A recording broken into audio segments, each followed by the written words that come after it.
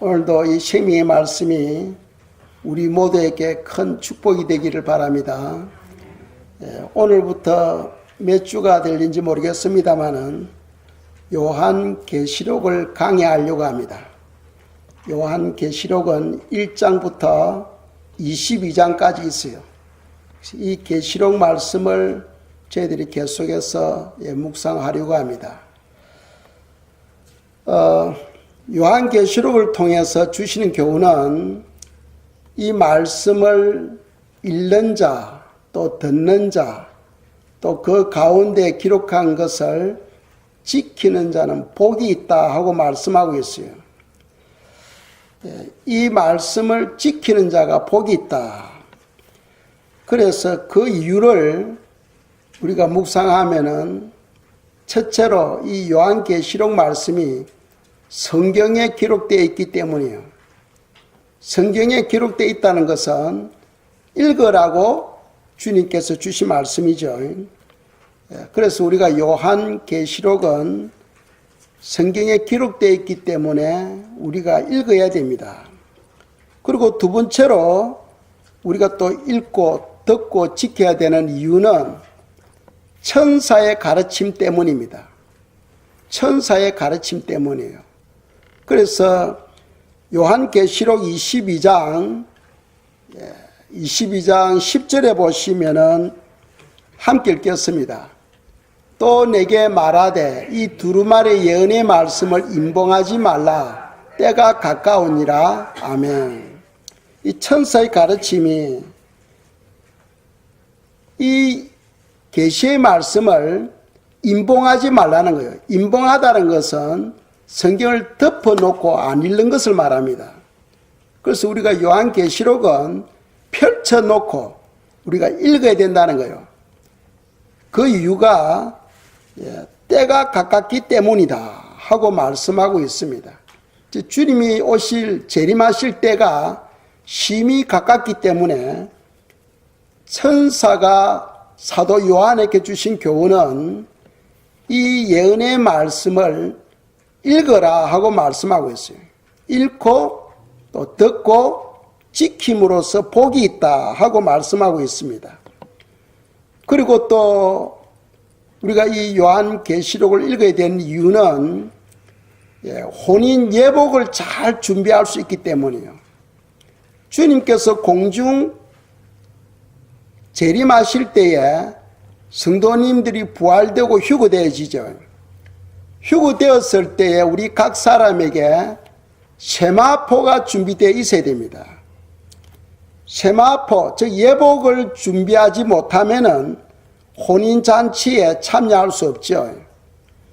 그래서 이 요한계시록을 통하여 우리가 혼인 예복을 잘 준비할 수 있는 지혜를 얻게 됩니다. 그리고 마지막으로 또 우리가 이 계시록을 읽어야 되는 이유는 이기는 자로 준비할 수가 있습니다. 요한계시록 2장과 3장에 보시면은 초대 7교회를 소개하고 있죠. 7교회의 마지막 구절에서 주시는 교훈이 이기는 자는 이러한 복을 주겠다 하고 말씀하고 있어요. 이기는 자에게 이러한 복을 주겠다는 거예요. 그래서 이 요한계시록을 통하여 우리가 어떻게 이길 수 있는가 하는 그 방법을 말씀하고 있다는 거죠.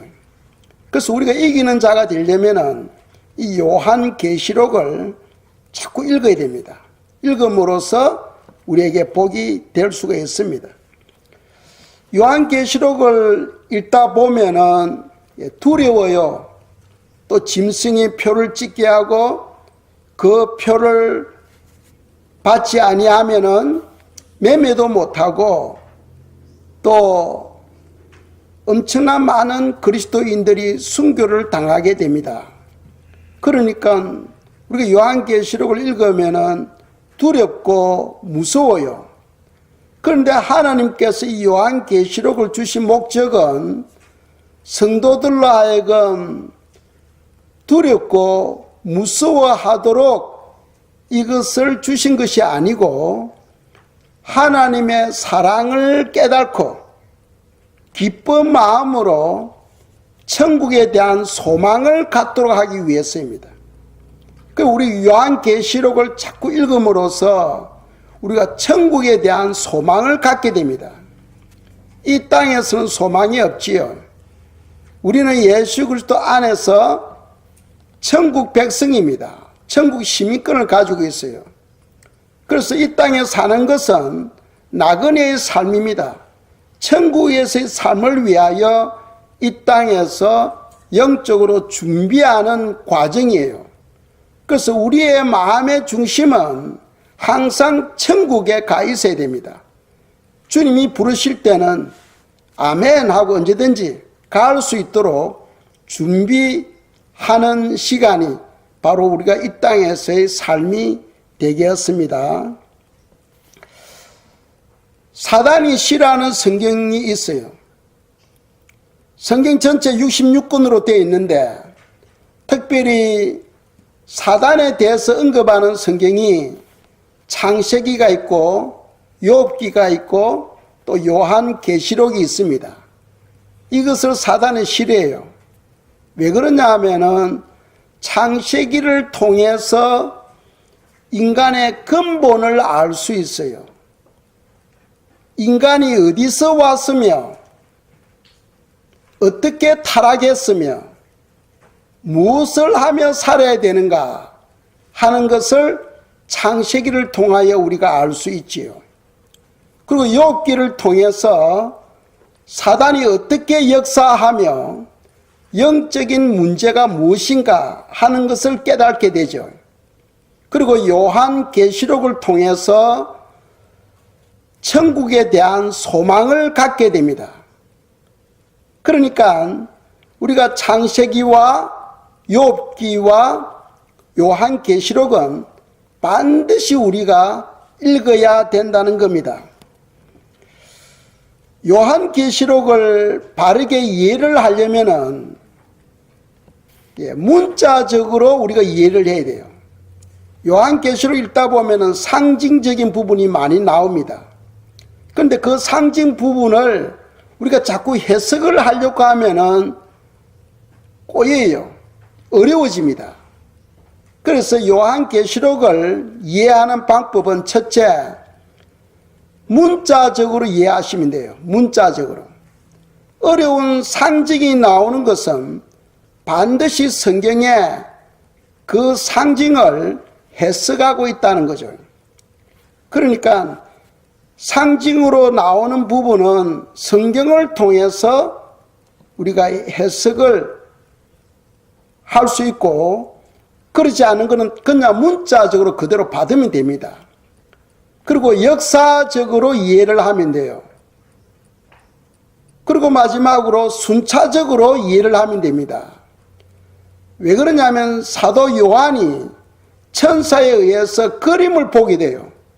그 그림을 보고 또 내가 보니 내가 보니 하면서 순차적으로 사건이 진행되어집니다. 요한계시록에서는 내가 보니라는 단어가 23번이나 반복되고 있어요. 그래서 요한계시록을 이해하려면 첫째로 문자적으로 이해하시고, 두 번째로는 역사적으로 이해하시고, 세 번째로는 순차적으로 이해를 하시면은 쉽게 이해를 할 수가 있겠습니다. 또 요한계시록에서는 두 개의 계명을 강조하고 있어요. 우리가 집이 서려면은 기둥이 있어야 되죠. 기둥이 무너져 버리면 집 전체가 무너져 버립니다. 이 신앙의 집에도 기둥이 있다는 거죠. 그 기둥이 무엇이냐? 바로 요한 1서 3장 23절에서 말씀하고 있습니다. 함께 읽겠어요. 그의 계명은 이것이니 곧 그 아들 예수 그리스도의 이름을 믿고 그가 우리에게 주신 계명대로 서로 사랑할 것이니라. 아멘. 요한 1서에서는 두 가지 계명을 말씀하고 있죠. 우리가 신약 시대에 와서 두 가지 계명을 말씀하고 있는데 이 두 가지 계명이 바로 신앙의 기둥이다 하고 생각하시면 됩니다. 이 두 계명이 무너져 버리면은 신앙 전체가 무너져 버려요. 구원을 바로 잃어버릴 수도 있다는 거죠. 첫 번째가 뭡니까? 그 아들 예수 그리스도의 이름을 믿고 합니다. 즉 예수님을 나의 구원의 주로 믿는 것입니다. 중요하죠. 예수님을 나의 구원의 주로 믿는 것. 이것이 바로 첫 번째 기둥이 되겠습니다. 예수님 외에는 구원자가 없다는 거죠. 예수님 외에는 구원자가 없습니다. 이 마지막 때 많은 거짓 선지자들이 일어나게 됩니다. 예수님을 안 믿어도 착하게 살면은 다 구원받는다 하고 가르치게 되죠. 대표적인 것이 바로 가톨릭이 그렇죠. 가톨릭은 예수님을 꼭 안 믿어도 사람이 착하게만 살면은 다 구원을 받는다 하고 가르칩니다. 그리고 가톨릭을 중심으로 온 세계 종교가 연합하여 하나를 이루어가는 것이 바로 WCC죠. WCC는 예수님을 안 믿어도 무슨 다른 종교를 믿어도 착하게만 살면 구원을 받는다 하고 가르쳐요. 그러나 성경은 그렇게 말씀하지 않고 있습니다. 성경은 반드시 그 아들 예수 그리스도의 이름을 믿어야 된다는 거죠. 예수님만이 우리의 유일한 구원자가 된다는 겁니다. 그래서 오늘 요한계시록 1장에서 예수님의 그 모습을 표현하고 있죠. 그 13절에서 16절까지 예수님의 모습을 표현하고 있습니다. 성경을 보시기 바랍니다. 성경 요한계시록 1장 13절에서 16절까지 제가 읽으면서 설명을 하도록 하겠습니다. 13절에 보시면은 촛대 사이에 인자 같은 이가 발에 끌리는 옷을 입고 합니다. 이것은 무엇을 의미하느냐 하면은 주님은 거룩하신 분이시다 하고 우리가 이해하시면 됩니다. 이사야서 6장에 보시면은 하나님의 성전에 하나님의 옷자락이 충만했다, 가득 찼다. 그 하나님의 거룩을 말합니다. 그래서 천사들이 주야로 부르짖는 소리가 거룩하다, 거룩하다, 거룩하다, 전능하신 이여 하고 외치게 됩니다. 그 주님의 옷자락이 발에 끌리는 옷을 입고 이것은 거룩을 말씀하고 가슴에 금띠를 띠고 합니다. 이것은 주님은 만왕의 왕이시다 하는 것을 우리에게 말씀하고 있는 거죠. 14절에서는 그의 머리와 털의 희기가 흰 양털 같고 합니다. 사람은 본래 까만 머리가 나이가 들어가면서 흰 머리로 바뀌죠. 즉 예수님은 시작과 끝이라는 거예요. 그분은 알파와 오메가라는 의미를 가지고 있습니다. 그리고 그의 눈은 불꽃 같고 사도 요한이 주님을 보았을 때 주님의 눈이 불꽃처럼 활활 타오르는 거죠. 즉 그것은 주님은 심판의 주다 하는 의미입니다. 주님은 심판의 주가 되신다는 거죠. 그리고 15절에 보시면은 그의 발은 풀무불에 단련한 빛난 주석 같고, 이 말씀은 많은 연단을 통하여 주님은 철장 권세를 가지신 분이시다 하는 의미고, 그의 음성은 많은 물소리와 같으며 했어요. 물소리는 아주 맑고 우렁찬 목소리, 맑고 우렁찬 목소리로 표현할 수가 있겠습니다. 그리고 16절에 보시면은 그의 오른손에 7 별이 있고 합니다. 별 하면은 이거는 상징이죠. 그래서 1장 20절에서 별이 무엇인가를 표현하고 있습니다. 바로 천사를 말하죠. 7이라는 것은 완전 숫자입니다. 그러니까 하늘에 있는 모든 천사들을 거느리시고 주관하시는 분이시다는 거예요. 그분이 오른손에 7별이 있다. 이 말은 주님은 모든 천사들을 다스리시는 분이시다 하는 것을 의미합니다. 그리고 그 입에 좌우에 날선 금이 나오고 합니다. 입에서 나오는 그 말씀이 바로 금이라는 거죠. 이 말씀의 권세를 말씀합니다. 그리고 마지막으로 그의 얼굴은 해가 힘있게 비치는 것 같더라. 주님의 얼굴이 해가 힘있게 비치는 것 같더라. 이것은 바로 모든 영광을 의미합니다. 주님은 모든 영광의 하나님이시여. 그걸 의미하죠.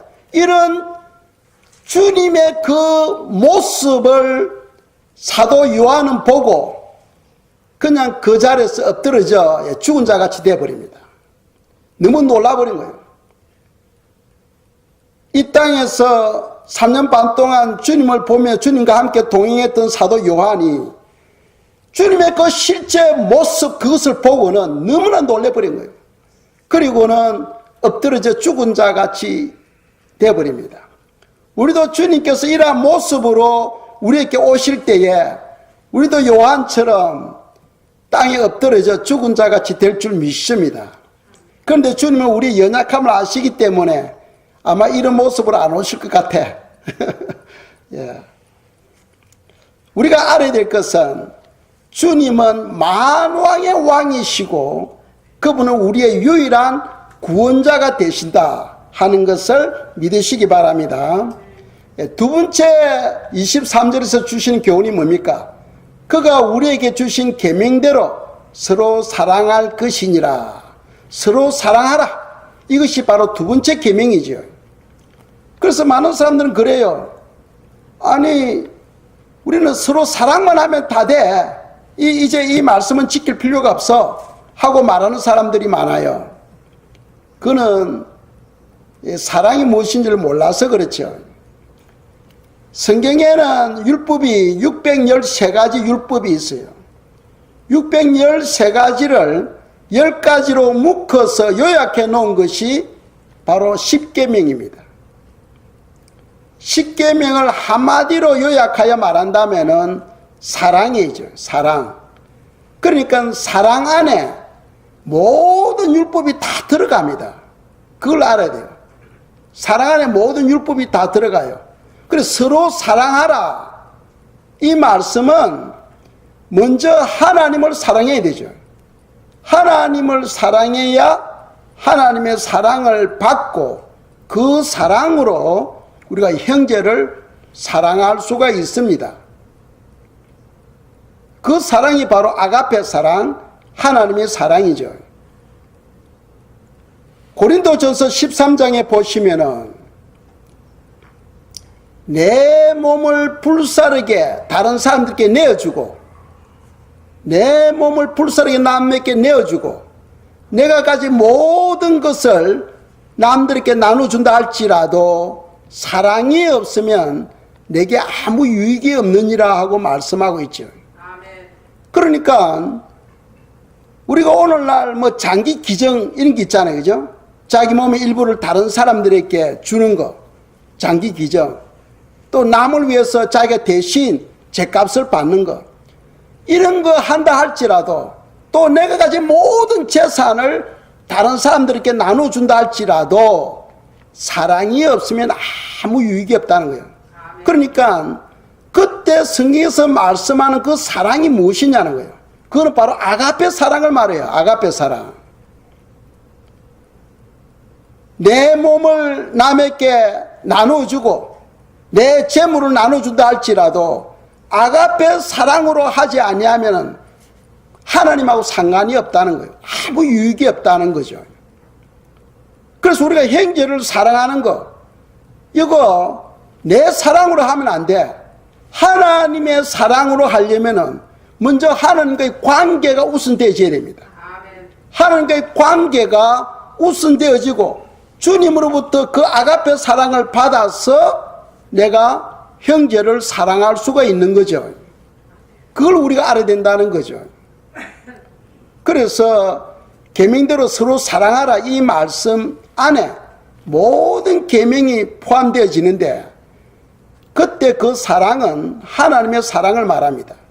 그런데 우리가 주의해야 될 것은 내가 예수님의 이름으로 또 은혜를 받고 내가 남을 사랑하는데 내 열심과 내 노력으로 하면 안 된다는 거죠.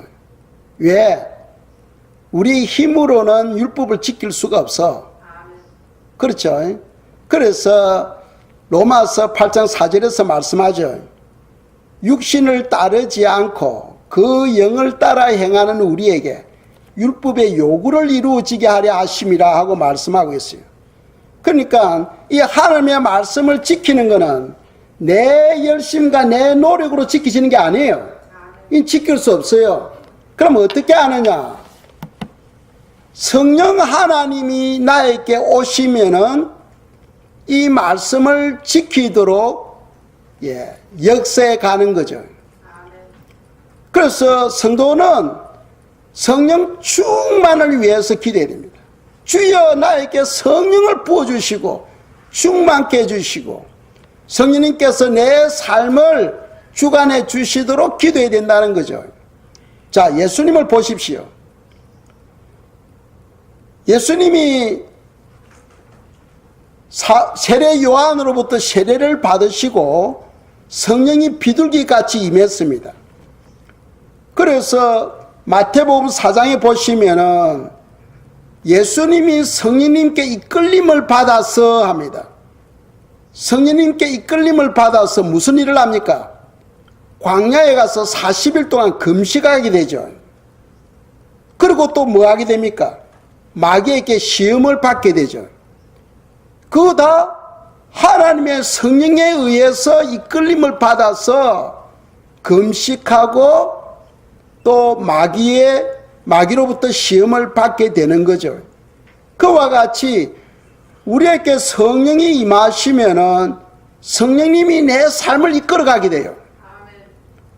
그래서 우리는 성령 충만을 받고 성령님이 내 삶을 이끌어가도록 내 자신을 성령님께 내어드리는 삶, 이것이 필요하다는 거죠.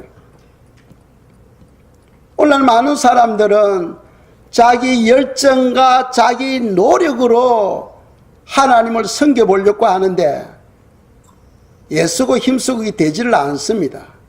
오직 유일한 방법은 하나님의 영이 내 삶을 주장하실 때에 그게 가능하다는 거예요. 그래서 성도는 성령 충만을 위해서 기도해야 됩니다. 주여 성령을 부어주시옵소서. 주여 내 삶을 다스려 주시옵소서. 그래서 성령 충만이 중요하니까 예수님께서 성천하시고 제일 먼저 하신 사역이 무엇입니까? 성령을 보내주신 사역 아닙니까? 성령이 오셔야 제자들이 하나님의 일들을 감당할 수가 있는 거죠. 그래서 예수님이 성천하시고 제일 먼저 마가의 다락방에 성령을 부어주시고 제자들이 성령 충만을 받았을 때에 비로소 하나님의 일들을 시작하게 됩니다. 바로 교회 시대가 시작되어지는 거죠.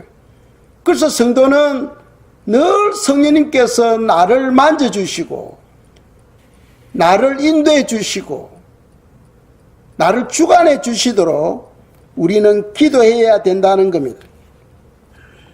그래서 성령님이 인도하시면 우리를 연단하시고 또 그 연단을 통하여 의와 평강의 열매를 맺게 하신다는 거죠. 그래서 성도들은 성령 충만을 위해서 우리가 기도해야 됩니다. 기도해야 돼요. 성령으로 하지 않고는 아무런 의미가 없죠. 내 안에 내가 예수님을 믿는다면서 내 안에 성령님이 와 계시지 아니하시면은 그건 구원도 없는 거죠. 두 가지 계명입니다. 신앙의 집을 건축하려면 첫째로는 그 아들 예수 그리스도를 믿는 것, 또 하나는 그의 말씀대로 계명을 지키는 거예요. 그 계명을 지키는 것은 내 힘으로 되는 게 아니고 성령님이 나를 이끌어 주실 때 가능하다는 거죠. 그 두 가지를 요한계시록에서는 계속해서 반복해서 말씀하고 있어요. 그래서 요한계시록 1장 2절 말씀입니다. 읽겠어요? 요한은 하나님의 말씀과 예수 그리스도의 증거, 곧 자기가 본 것을 다 증언하였느니라. 아멘. 사도 요한이 증거한 것 딱 두 가지, 그 두 가지를 증거함으로써 다 증거했다고 이야기합니다. 그 하나가 뭡니까? 하나님의 말씀, 계명이 바로 하나님의 말씀이죠. 계명이 하나님의 말씀과 예수 그리스도, 예수님이 바로 구원자라는 거죠. 그 두 가지를 증언하였다 하고 말씀하고 있는 거죠. 이 말세 때 되면은 요한계시록에 보면은 적 그리스도가 세상을 통치할 때가 온다고 되어 있어요. 우리가 볼 때는 그거는 까마득한 먼 이야기로 들릴지 모르지만은 한 순간에 이루어져 버립니다. 한 순간에. 어떻게 한 순간에? 믿음이 좋은 하나님의 백성들이 올라가 버리고 나면은 온 세상이 혼돈 가운데 와요. 혼돈 가운데서 이게 세계 대통령이 세워지게 되고, 그 정책이 바로 성경을 폐하고 예수님을 증거하는 것을 금하게 됩니다. 그럼으로써 아주 빠르게 기독교 신앙이 몰락하게 되는 거죠. 자, 성경을 읽지 못하게 하고 예수님을 증거하지 못하게 한다면은 교회가 있을 필요가 없어요. 그렇죠. 교회가 있을 필요가 없습니다. 교회의 가르침은 뭡니까? 예수님을 증거하는 곳이고 그분의 말씀을 가르치는 곳이거든. 그걸 못하게 하면은 교회 존재가 유명무실해져 버립니다. 필요가 없는 거죠. 그래서 성도님들이 각자 개인적으로 신앙생활을 해야 돼요. 그러기 위해서는 지금부터 여러분들이 성경을 읽어야 된다는 거예요. 그래서 읽는 자와 듣는 자와 그 가운데에 지키는 자가 복이 있다 하고 말씀하고 있는 거죠. 자, 그러면은 복음을 전가하는 사람이 없어. 그때는 어떻게 되느냐? 요한계시록 14장 12절에서는 천사가 복음을 전가하게 됩니다. 12절 읽겠습니다. 성도들의 인내가 여기 있나니 그들은 하나님의 계명과 예수에 대한 믿음을 지키는 자니라. 아멘. 성도들의 인내, 그러니까 휴거되지 못하고 남아있는 사람들이죠. 인내가 여기 있나니 그들은 하나님의 계명과 예수에 대한 믿음, 딱 두 가지입니다. 두 가지. 신앙의 기둥은 두 가지예요. 예수 그리스도를 믿는 것, 또 하나는 그분의 말씀을 지키는 것. 딱 두 가지입니다. 이 두 가지를 누가 증거하느냐? 그때는 천사가, 대박해 시대 때는 천사가 증거하게 됩니다. 천사가 증거하게 돼요. 뭐 천사가 낙에 달고 증거하는 게 아니죠. 천사가 사람의 모습으로 오셔서 증거하게 됩니다. 그래서 이 두 가지를 우리에게 요한계시록은 우리 마음에 새기고 있다는 거죠. 예수님이 우리에게 말씀하실 때 좁은 길에 대해서 말씀하셨습니다. 그래서 누가복음 13장 말씀입니다. 13장 23절 24절 말씀이에요. 함께 읽겠습니다. 어떤 사람이 여짜오되 주여 구원을 받는 자가 적으니까 그들에게 이르시되 좁은 문으로 들어가기를 힘써라.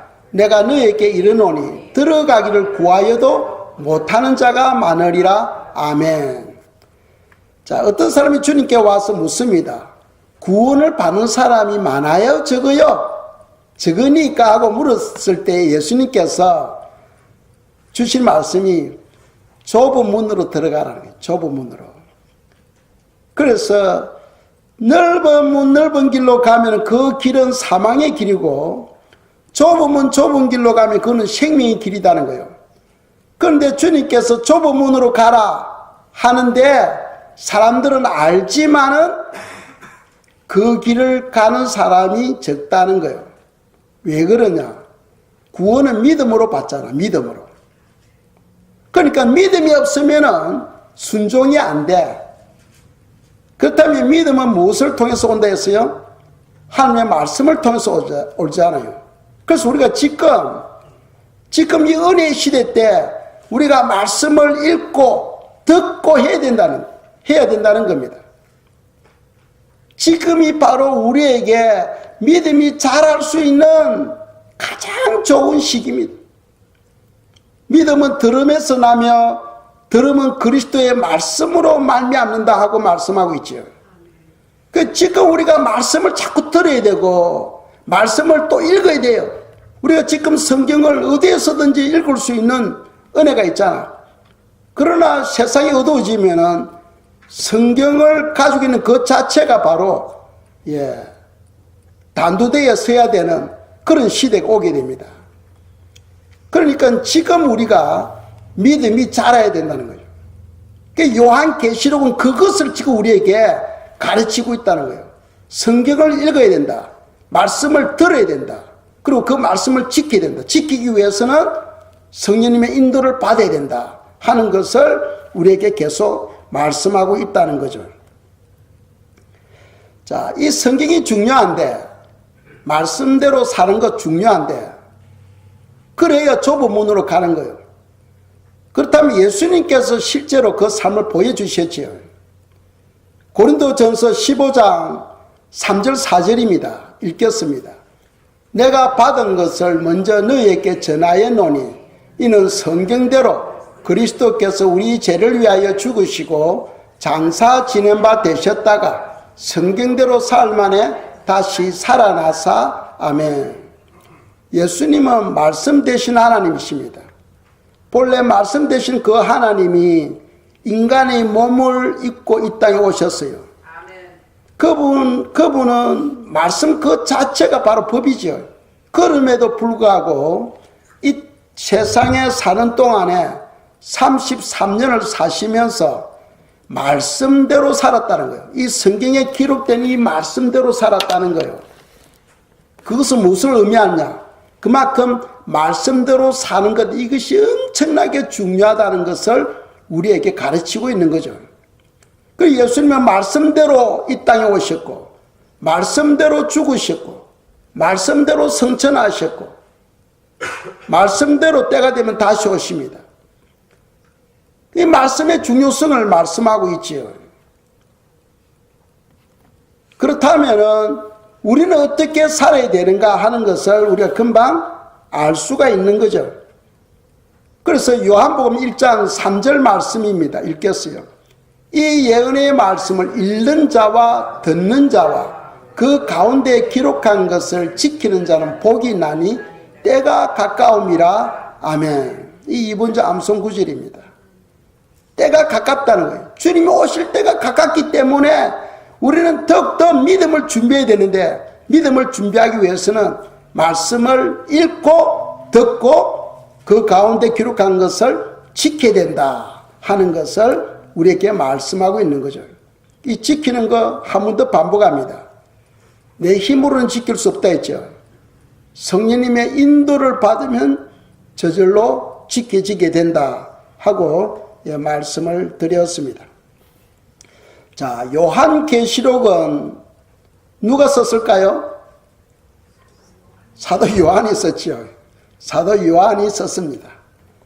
자, 예수님의 제자가 12제자가 있는데 왜 사도 요한에게 이 계시록을 쓰도록 했는가 하는 부분이에요.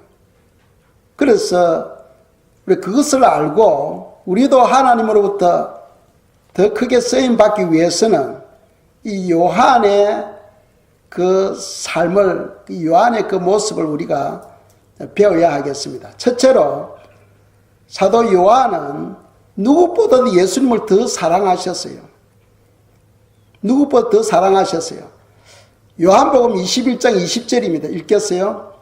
베드로가 돌이켜 예수께서 사랑하시는 그 제자가 따르는 것을 보니 그는 만찬석에서 예수의 품에 의지하여 주님을 파는 자가 누구니까 묻던 자더라. 아멘. 이 사도 요한은 식사할 때 항상 예수님 곁에 앉았어요. 항상 예수님 곁에 앉았어요. 그리고 예수님 품에 이리 의지해가지고 식사도 하고 이야기도 나누고 했어요. 그 누구보다도 사도 요한은 예수님을 사랑했던 거죠. 그 주님을 더 사랑하는 자에게 일을 맡기신다 하는 것을 우리가 알아야 됩니다. 우리가 일을 맡겨주시는 것만큼 그것을 순종할 때에 많은 열매를 맺게 되겠지요. 또 한 가지는 사도 요한은 세심한 성품을 가지고 있었어요. 아주 세심한 성품을 가지고 있었습니다.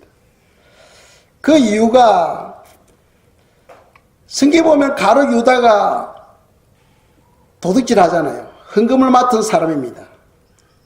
그런데 돈을 훔칠 때는 남들이 안 볼 때 훔치잖아. 그런데 사도 요한에게 들켜. 그만큼 사도 요한은 사물을 쭉 보되 그냥 보지 않는다는 거예요. 가룟 유다는 다른 사람 눈은 다 속였지만은 사도 요한의 눈은 못 속였어. 그래서 요한복음에 가룟 유다가 돈 훔친 걸 기록하고 있어요. 그만큼 사도 요한은 아주 세심했다 하는 것을 알 수 있고, 또 예수님이 부활하시고 저 십자가에 돌아가시고 난 뒤에 제자들이 낙심하게 됩니다. 그래서 야 우리 고기 잡으러 가자. 고기 잡으러 갑니다. 그래서 갈릴리에서 밤새도록 그물을 내려서 고기를 잡는데 한 마리도 잡지를 못해. 그런데 못해서 누군가가 이야기합니다. 얘들아 고기 몇 마리 잡았니? 하니까 못 잡았어요. 그래 그렇다면 좀 더 깊은 데 그물을 내려봐라 합니다. 그때 사도 요한이 베드로 보고 야 주님이시다 하죠. 그 베드로가 겉옷을 입고는 헤엄쳐가지고 주님께로 갑니다. 그런데 조금 깊은 데 들어가서 그물을 내렸는데 밤새도록 그물을 그곳에 내렸지만 한 마리도 잡지를 못했거든요. 그런데 주님의 말씀 듣고 그물을 내렸는데 그물이 찢어질 정도로 고기 가득 잡힌 거예요. 가득 잡힌 거예요. 그런데 누가복음에 보면은 심히 많이 고기가 잡혔다고 설명을 하고 있어요. 그런데 요한복음에는 마리수까지 적어놨다니까. 사도 요한은 고기가 잡고 난 다음에 한 마리 한 마리 다 헤아린 거예요. 하나 다 헤아리 가지고 요한복음에 기록해 놓았다는 거예요. 그것은 무엇을 의미합니까? 그만큼 사도 요한은 세심한 마음을 가지고 세심한 성품이다. 그런 자에게 하나님께서 일을 맡기셔. 그냥 적당히 그냥 일을 하는 사람에게 하나님께서 일을 안 맡기십니다. 아주 세심하게 정성껏 일을 하는 사람에게 주님께서 일을 맡기신다는 거죠. 그리고 세 번째로 사도 요한은 아주 부지런했어요. 다른 사도들보다도 나이가 제일 어렸습니다. 그래서 제일 늦게 자고 제일 먼저 일어나는 거예요. 그 일어나면은 다른 사도들을 위해서 준비해주고 옷가지를 준비해주고 신발을 준비하고 또 늦게 주님께서 주무시는 거 보고 또 자는 거죠.